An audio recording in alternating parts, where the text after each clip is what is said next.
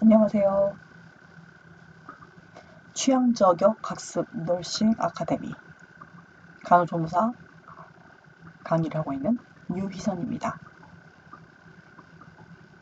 현재 이 강의는 지금 교육생들과 동시에 이루어져 있고요.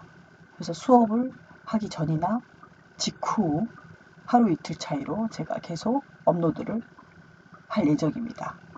그래서 교과 중심으로 교재를 통해서 같이 공부하시면 반복 학습 및 놓친 부분에 대해서 도움을 줄 거라 생각하고 현재 함께하는 학생을 위해서 제작하게 되었습니다. 이 점 참고하시길 바라겠습니다. 일반인이 보셔도 좋습니다. 어쨌든 이론은 같은 거니까요. 이번 시간에 지금 현재 가장 기본이 되는 기초간호 실무에서 병원 환경, 즉 몇 가지 챕터 넘어갔고, 지금 이 시간에는 저번 1강에 이어서 기록과 보고 의사소통에 대해서 짧게 짚고, 또 활력지우까지, 활력지우 중에 3가지 정도 하고 넘어가겠습니다. 보시다가 말이 너무 느리거나 아니면 빨리 돌려보고 내가 더 필요한 부분을 보시고 싶으신 분은 우리 상단에, 유튜브 상단 오른쪽 맨 위쪽에 보면 설정이 있습니다. 아래쪽에 있던가요? 아래쪽에 이렇게 톱니바퀴 부분에 설정에 가시면 재생 속도가 2배속, 2배로 빠르게도 돌려보실 수 있으니까 충분히 활용하시길 바라겠습니다. 기본 간호실무 널싱 아카데미 유희선 강사입니다. 자, 기본 간호실무 기록과 보고 교과서 19페이지를 기반하여 교육하겠습니다. 기록하고 보고하는 것은 의무 기록지, 즉 간호 기록지 등등 기록지가 많이 있지만 우리 의료인들이 꼭 병원에서 해야 될 과정 중에 하나입니다. 반드시 기록하고 또 어떤 것을 보고해야 되겠죠. 시험 키워드를 보시면 병원 기록의 목적, 왜 기록을 하느냐, 그리고 간호기록지 작성 방법, 이에 대한 시험은 꾸준히 나왔습니다. 그래서 올해에도 간호기록지에 대해서 방법에 대해서 나왔습니다. 자, 기록과 보고에서 첫 번째 병원 기록의 목적과 간호기록지에 대한 거, 이 2가지만 보고 넘어가시면 될 것 같아요. 기록의 목적은 관찰사항을 기록으로 남기기 위함이고요. 의료인들 간의 의사소통을 원활히 하기 위함입니다. 그리고 진단을 내리는 기초로 삼기 위함이고요. 치료와 간호의 지침을 삼고 연구, 통계, 교육자료, 그리고 마지막에 법률상 또는 보험 관계상 증거자료로 이용하기 좋습니다. 의료사고가 그래도 꾸준히 발생하지 않습니까? 거기에 가장 중요한 것은 기록지입니다. 지금 기록의 목적, 그리고 여기 보시면 간호기록지에 대한 이 정의 내용인데요. 얘는 지금 과거에 기록되어 있는 간호기록지 수기로, 즉 손으로 썼을 때 얘기고요. 지금 EMR이라고 해서 전자기록으로 발달이 되어 있습니다. 대부분의 종합병원들은 다 전자기록을 하고 있고요. 간호기록지 손으로 쓰는 거는 지금 많이 사라진 상태입니다. 왜냐면 이 종이를 보관하는 데 한계가 있고요. 제가 2003년, 4년 요때 근무했을 때는 그때까지만 해도 카덱스라고 하는 이런 종이하고 전자 EMR하고 동시에 같이 사용을 하다가 완전히 개편이 되면서 저는 EMR을 썼던 세대이긴 합니다. EMR 하니까 좋은 점은 좀 있었어요. 왜냐면 이 인터넷을 사용하기 때문에 제가 이 자료를 만들 때 이 글씨를 이렇게 타이핑하지 않고 제가 만약에 내 글씨체로 쳤다. 그럼 지금 보고 계시는 분들은 제 글씨 못 알아먹는 거죠. 못 알아보고, 또 특히 영어, 이런 의학용어 쓸 때는 더 몰라보고요. 네, 그런 부분이 아주 간편했었습니다. 자, 기록의 간호기록지 한번 양식을 보면요. 모든 기록은 현재 이제 구경을 못 하셔가지고 모를 수도 있지만 시험에는 자주 나오니까 보십시오. 모든 기록은 검정 또는 푸른색 잉크를 사용하고요. 나이트 근무자만 붉은색 볼펜을 기록합니다. 또 요게 또 기출문제에 보시면요. 붉은색 볼펜이 아니고 연필로 작성한다 이렇게 쓰는 경우가 있어요. 그런 거 시험 문항에서 틀리시면 안 돼요. 자, 볼펜으로 사용합니다. 왜 연필을 쓰면 안 돼요? 그 부분을 지우고 뭔가 나중에 수정할 수가 있기 때문에 그렇죠. 그래서 또 이런 시간이나 EMR 전산에 직접 그 전자기록하는 경우는요. 수정한 날짜, 첫 입력 날짜, 수정한 기록까지 전부 다 데이터가 남아있어서 솔직히 이게 절대 의료사고나 이런 문제가 났을 때 뭐 정말 우리 요즘 흔한 말로 빼박입니다. 언제 처치했고 언제 수정했고 누가 기록지를 수정했는지가 전부 다 이 전산에가 남아있어요. 잘 기록지도 신중하게 잘 쓰셔야 됩니다. 자, 다시 돌아가서 간호기록지 수기 기록하는 겁니다. 과거 방식이죠. 자, 대신 성명을 다 써야 됩니다. 풀네임을 쓰는 거고요.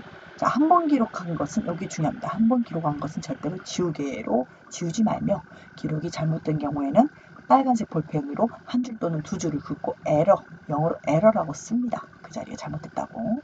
그리고 투약이나 치료에 대한 기록은 언제 시작한다고요? 처치 직후에 한다.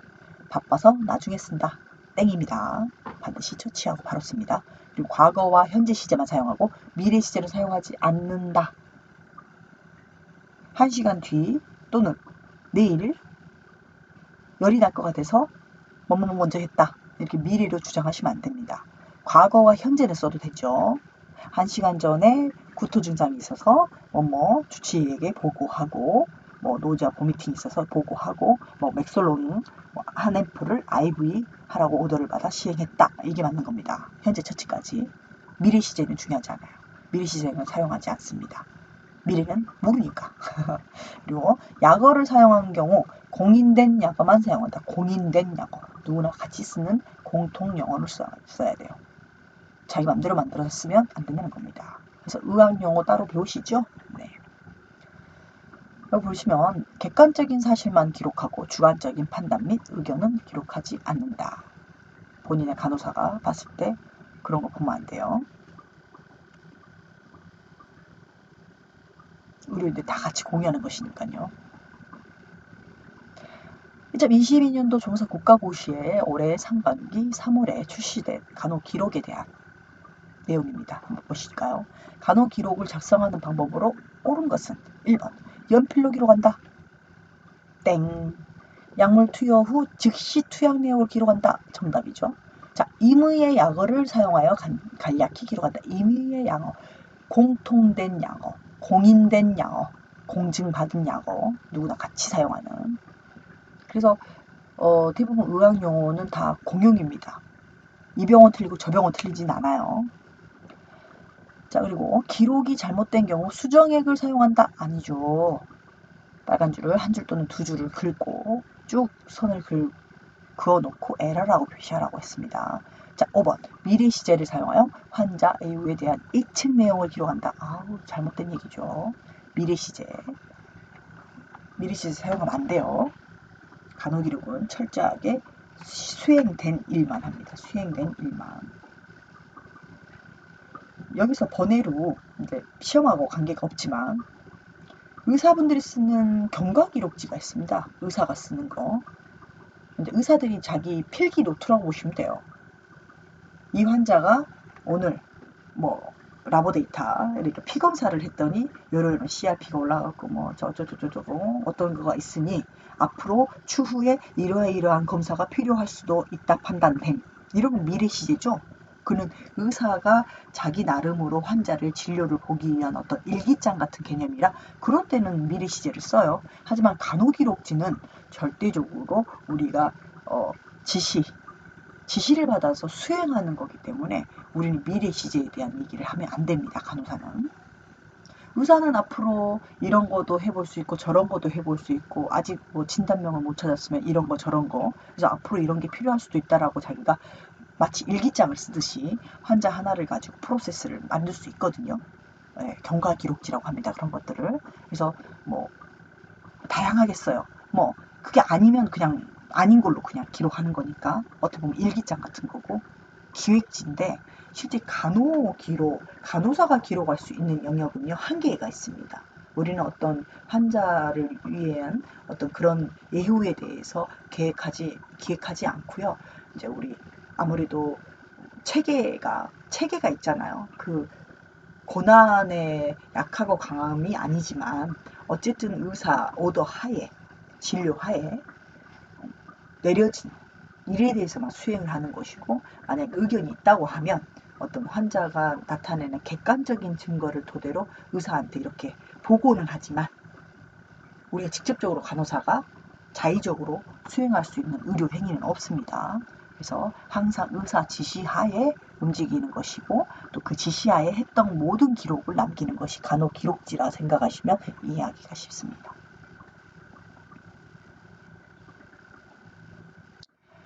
자, 그리고 교과서 28페이지 의사소통입니다. 우리가 환자들하고 하는 의사소통 방법에는요, 언어적 의사소통이 있고 비언어적 의사소통이 있다. 언어적 말로 하는 거고요. 비언어적인 건 행동이나 눈맞춤이나 접촉이라든가 침묵에 의한 소통을 얘기하는 거고요. 의사소통 기술에는 치료적 의사소통의 기술이 있고 비치료적 의사소통의 기술이 있습니다. 치료적 의사소통의 기술은 경청해주고 관찰하는 것, 침묵 유지해주고 재진술하고 명료화, 개방적 질문을 하고 자기주장 초점 맞추기 등이 있고, 비치료적으로 의사소통하는 기술은 거짓 위안이라든가 의견 제시, 방어적 반응, 칭찬과 비난, 왜라고 묻기, 주제의 변경 등 해서 충분히 고려를 하고 아무 말이나 하지 않게 조심하셔야 합니다. 시험 문제에서 그렇게 중요하다고 보긴 어렵고요. 의사소통의 기술에서는 이렇게 문제가 나온다기보다는 어떤 시제, 어떤 상황극에 어떤 예시를 주고 이랬을 때 우리 의료인이 조무사분들이 해야 될 말로 옳은 것은 이런 것이 나옵니다. 그래서 이 올해 출시가 된 걸 한번 볼게요. 시험 출시된 거 조금 뒤에 다음에 한번 보도록 하겠습니다. 여기 보시면 또 기출문제 나중에 뽑아서 보여드릴 거고, 여기에 보면 우리 이제 그 다음으로 해서 지금 현재 병원 환경 기록과 보고 의사소통까지 한번 마친 상태입니다. 그리고 바이탈 사인인데요. 바이탈 사인 이번 시간에는 호흡, 맥박, 체온 요 세 가지에 대해서 할 겁니다. 자, 우리 한번 시험이 어떻게 나왔는가 볼게요. 보시면 작년이죠. 작년에 상반기 하반기 왜 이렇게 최근 것만 보여드렸냐면, 어쨌든 우리 나중에 이제 후반기 가시면 시험 보기 전에 실습 갔다 오시고 이제 다시 요약 정리하고 모든 학원들이 이렇게 해주잖아요. 공부를 또 하실 건데 그때는 문제집을 통해서 많이 보실 수 있어요. 그런데 실제 이런 게 있습니다. 과거에는 시험에 꾸준히 나왔지만 최근래의 동향을 살펴보는 것도 좋습니다. 과거에 했던 행위가 많이 사라져서 현재는 잘 안 나올 수 있거든요. 예를 들어 체온계 같은 거, 수은 체온계, 옛날에 수은 있는 거 아시죠? 이렇게 잡으면 이렇게 수은이 쭉 올라가는 그 체온계는 위험하기 때문에 이제 임상에서 사용 안 한 지가 엄청 오래됐죠. 그런 문제는 이제 슬슬 나오지 않는다는 겁니다. 이해되시죠? 그래서 이제 조무사분들 국가고시련 시험 문제도 조금 세련되게 변하기 때문에 이렇게 저는 최근래 것만 조금 추출해서 본 겁니다. 그건 나중에 향후 기출문제라든가 요약을 통해서 이제 과거에 나온 유형의 문제들은 문제집에서 충분히 만날 수 있으니까 그걸 참고하시면 될 것 같고요. 최근래 가까운 작년에는 어떤 문제가 나왔는지만 보셔도 동향을 살펴볼 수 있습니다. 올해 문제는 좀 특이하게 코로나 관련된 감염병이라든가 바이러스에 대한 문제가 안 나왔어요. 검역에 관한 문제가 좀 특이하죠. 막 나올 만도 한데요. 근데 아마 지금 코로나가 1급 전염병인데요. 감염병, 1급 감염병 즉시 신고하고 바로 음압격리하는 걸로 돼 있는데, 코로나가 2급으로 떨어진다고 자꾸 뉴스에 나오잖아요. 이렇게 어떤 질환에 의해서 이렇게 법적으로 이렇게 재정비가 되는 문제들은 국가고시에서 낼 수가 없기 때문에 아마 그래서 코로나 문제가 나올 만도 했는데 안 나온 게 아닌가, 전 그런 추측이 듭니다. 1급에서 2급으로 바뀔 수 있습니다. 참고하세요. 나중에 우리 질병 공중보건학 할 때 전염병 1급에서 4급 전염병 할 때 아마 배우게 되실 거예요. 보시면 활력증후 2021년도 상반기에 보시니까 호흡 측정 방법, 호흡을 어떻게 측정하느냐. 두 번째, 연령별 맥박 정상 범위가 나왔습니다. 연령별. 그 다음에 하반기에는 성인의 체온 측정 방법이 나왔고요. 발 발 맥박 측정 부위가 어디냐? 족배, 발등 위에 있는데 거기 측정 부위가 나왔고요. 자, 올해는 심청 맥박을 어떻게 측정하느냐 나왔고요. 혈압 측정 방법이 나왔어요. 혈압이 안 나오다가 이제 여기 나왔네요. 그래서 중요한 거는 호흡, 체온, 맥박, 혈압인데요. 다양하게 나오네요. 2개 정도 나오죠. 지금 보시니까. 작년 2021년도에는 상반기, 하반기 다양하게 2개 이렇게. 근데 결국은 보니까 맥박은 다 나오는 것 같아요. 맥박은 한 번씩 다 출제가 됐고, 근데 혈압, 체온도 섞어가면서 나오고 있으니까 바이탈사의 4가지 항목에 대해서 정의라든가 측정 방법, 기본 정상 범위 정도 알아주시면 충분히 맞출 수 있는 문제입니다.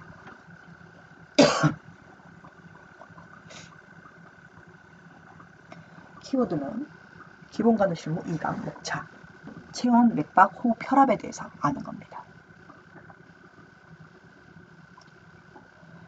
활력증후 교과서 34페이지, 책은 기본 간호 실무입니다. 시험의 키워드 보시면 체온, 맥박, 호흡, 혈압 이 순서대로 되어 있어요. 용어 정리를 한번 해보면요. 시험의 키워드 각각 거의 이 중에 2문제는 꼭 나오죠. 보니까 해년마다. 그리고 실기에서도 또 나옵니다. 실기에서 혈압 같은 경우는 다시 나올 수가 있기 때문에 2문제에서 3문제 정도 나올 거라 예상하시면 될 것 같아요. 어떤 걸 알면 되냐면요. 용어 정리, 체온이 뭔지, 맥박이 뭔지, 호흡이 나타낸 건 뭔지, 혈압이 어떤 걸 혈압이라고 하는지 용어는 아셔야 되죠. 그리고 정상 범위가 어디서 되는 건지, 체온은 얼마 정도, 맥박은 몇에서 몇 회, 호흡은 몇에서 몇 회, 혈압은 얼마에서 얼마. 맥박과 호흡은 1분의 기준입니다. 1분 동안 몇 번 쉬느냐, 몇 번 뛰느냐. 체온은 몇 도씨냐. 혈압은 기압 120, 80 어디서 많이 들어봤죠. 그래서 혈압. 그리고 측정 방법, 각각의 측정 방법에 대해서는 시험에 꾸준히 나오고 있습니다. 자, 활력징후, 바이탈 사인 가장 중요하고요. 심장과 폐의 생리적 상태를 반영하는 지표입니다. 심장하고 폐에 심장 뛰느냐, 숨을 쉬느냐 이걸 본다는 거예요. 폐는 숨을 쉬는 기관이잖아요. 그래서 체온, 맥박, 호흡, 혈압을 말하며 심장과 폐의 생리적 상태, 활동을 하냐 안 하냐, 즉 생명 유지가 되냐 안 되냐 이거죠. 자, 숨을 안 쉬고 심장이 안 뛰면 죽은 거 아니에요? 그래서 활력징후는 가장 모든 환자, 모든 건강관리의 기본이 되는 지표입니다. 체온, 맥박, 호흡, 혈압. 그래서 바디 템퍼러처, 체온, 펄스 레이트, 맥박, 호흡, 레스피레이션. 그리고 PR은요, 펄스 레이트라 해서 비율을 얘기하는 거죠. 맥박 수란 뜻입니다. 그래서 RR, 호흡 RR은 레스피레이션 레이트입니다. 혈압, 피, 압력, 블러드 프레저. 그래서 BP라고 합니다. 그래서 이 4개를 바이탈 사인, 약어로는 왼쪽에 보시듯이 V/S 쭉 쓰는 거죠. 바이탈 사인 할 때 저는 BP 혈압 먼저 썼고요. TPR 이렇게 썼었거든요. 근데 여기는 이제 혈압이 뒤에 있네요. 책에도 교재도 그렇게 돼 있어서 우선 이렇게 정리를 했었습니다. 근데 우리 저희가 간호사 제가 근무했던 대학병원에서는 그냥 우선 120, 80 혈압 먼저 쓰고요. 그다음 TPR 순서로 기록을 했던 기억이 있습니다만 이거는 병원마다 틀릴 수도 있으니 참고하시기 바라겠습니다. 활력징후 측정이 필요한 경우는 대부분 필요해요. 보시면 의료기관 진료에 입원했을 때, 퇴원했을 때, 전동했을 때 다 필요해요. 의사 처방에 의한 정규적인 절차, 위험한 진단검사 전후, 모든 수술 전후, 심맥관 호흡 기능에 영향을 주는 약물 투여 전후, 전신적인 신체 상태가 갑자기 악화되었을 때다고요. 활력징후 변화에 가져올 수 있는 간호 수행 전과 후에 다 해야 되고요. 신체적인 고통이나 이상한 증상이 호소할 때도 하셔야 됩니다. 나 너무 어지러워요. 바로 하셔야 돼요. 나 울렁거려요. 바로 하셔야 됩니다. 뭔가 호소를 하면 반드시 하셔야 되고 일반적으로 루틴을 하죠. 하루에 3-4번 정도 무조건 체크한다 보시면 됩니다. 모든 근무, 데이 나이트 이브닝 때 3교대 근무하면요. 대부분 한 근무당 두 번씩은 했던 것 같아요. 2번. 나이트 때 출근을 밤에 하면, 밤 11시 정도에 하면, 취침 전이 아니고 거의 자고 있는 상태에서 했었죠. 12시, 11시. 살짝 깨워서라도 했었습니다. 11시 정도에.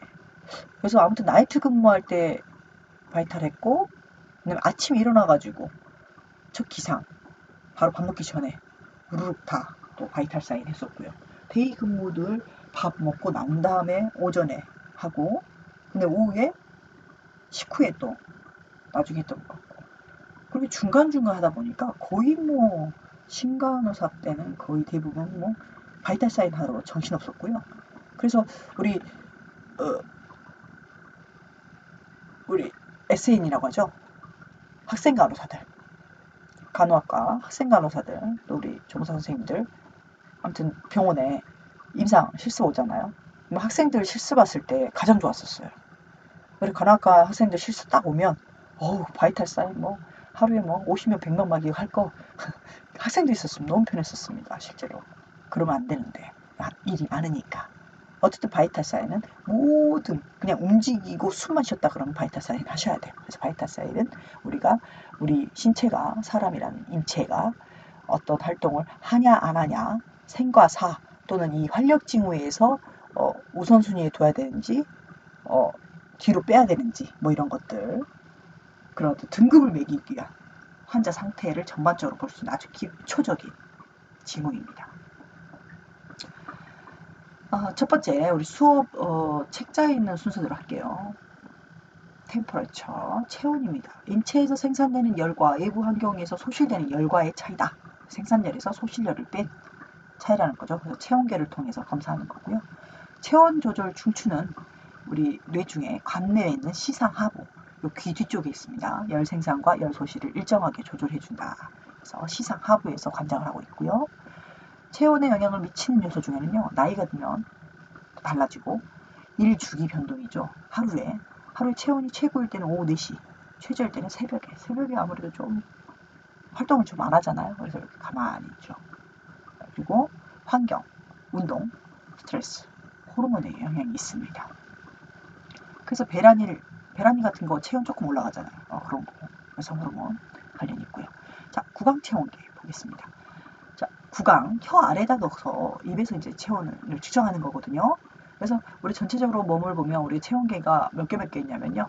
우선 구강에서 재고, 측두, 관자놀이라고 하죠. 눈 옆에 측두에서 재는 경우 있고요. 내려갑시다. 귀에서 재는 게 있죠. 고막 체온계 재보셨을 겁니다. 애과 체온계, 겨드랑이에서 껴서 하는 전자 체온계. 그다음에 어디로 내려가요? 없나요? 몸에서는 체온계가 직장 체온계, 항문에서 재는 게 있습니다.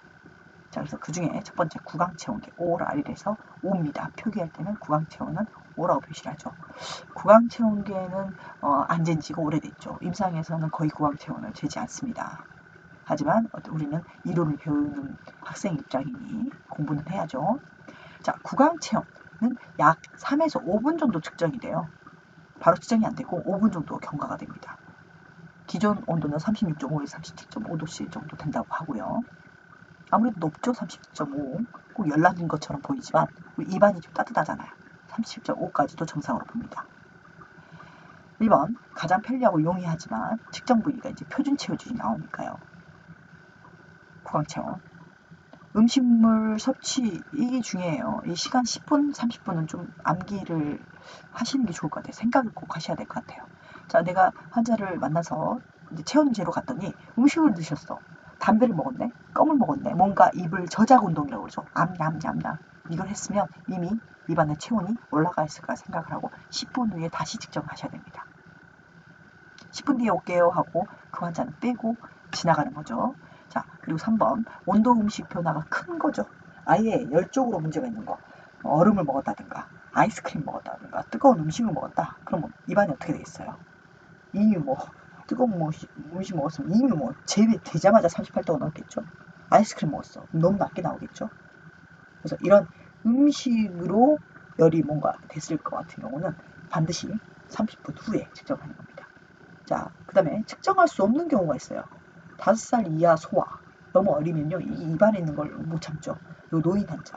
기침이 심한 경우, 무의식 환자, 호흡곤란, 정신병, 산소 흡입 중인 환자, 급성 구내염, 그다음에 구강이나 코스는 입으로 구강호흡을 하고 있기 때문에 여기다가 측정을 하면 안 되죠. 그래서 금기사항이 좀 많습니다. 구강 체험에 대해서는.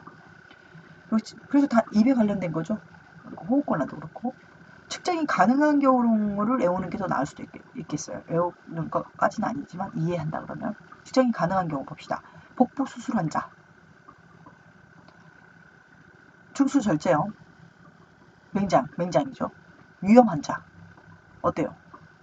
내과적인 배 쪽이잖아. 그럼 입은 멀쩡할 거 아닙니까? 그래서 입에다가 구강 체온을 할 수 있는 환자다. 직장 체온계 써놨습니다. 여기가 좀 더 여기 길이가 좀 길어요.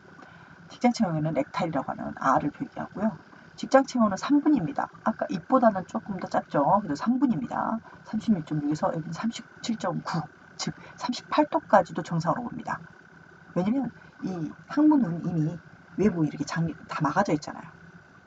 노출이 밖에 표면 온도가 이렇게 낮아질 일이 없기 때문에 안에다 삽입을 해서 한 4cm 정도 끼워 넣어서 측정하는 거기 때문에 당연히 다른 체온보다 훨씬 높게 나올 수밖에 없죠.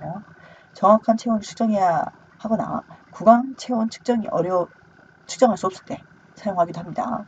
일단 직장 체온은 아기들만 쓰고요. 거의 성인들한테는 직장 체온을 측정하기가 어렵죠. 그래서 실제 아마 병원에 가셔도 저도 임상했을 때 직장 체온 해본 적이 거의 없는 것 같아요.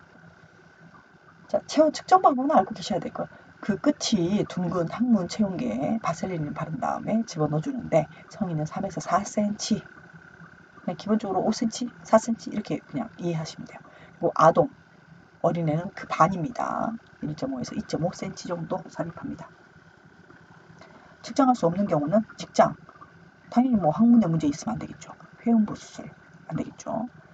왜냐면 직장하고 회음부하고 이 관략근이 이어져 있잖아요, 다.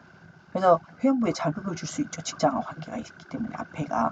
그리고 설사, 경련 환자 안 되고요. 심근경색하고 고혈압은요. 미주신경이 항문 쪽에 가깝기 때문에 자극을 받을 수 있어서 심장 관련된 환자도 직장 체온은 쓰면 안 됩니다. 좀 특이하죠. 측정이 가능한 경우는요. 6살 미만의 어린이한테 실시합니다. 6살 미만 어린이에게. 하지만 요즘 고막 체온계가 좋아가지고요. 대부분 고막 체온계를 쓰고 있습니다. 심스체이를 통해서 아이한테 쓸 수 있다. 그리고 이제 애가 체온계, 액츄얼리 A라는 단어를 쓰고요. 애가 체온계는 겨드랑이에다 낍니다. 이렇게 생겼고요. 가장 먼저 전자체온계죠. 전자체온계. 이거는 어떻게 보면 이 센서가 이제 반도체 기술인데요. 이 전자체온계는 가격이 저렴해가지고 가장 많이 사용을 합니다. 그래서 모든 병실, 모든 침대에다 하나씩 다 꽂아놓고 쓸 수 있어서 간호사도 많이 선호하고 병동에서도 병원에서도 가장 선호했던 체온계이기도 합니다. 자, 애가 체온계는 10분입니다. 제일 오래 걸리죠? 10분. 띠 소리가 나요. 그리고 꽂아놓으면 겨드랑이도 꼽는 거고요. 체온 측정에 가장 안전한 부위라고 볼 수 있어요. 뭐 와상 환자, 어떤 환자 들으신 뭐 아무튼 어떤 과에서도 그냥 겨드랑이에다 끼는 건 좋아요. 왜냐면 겨드랑이에다가 어떤 처치가 돼 있는 경우가 없기 때문에.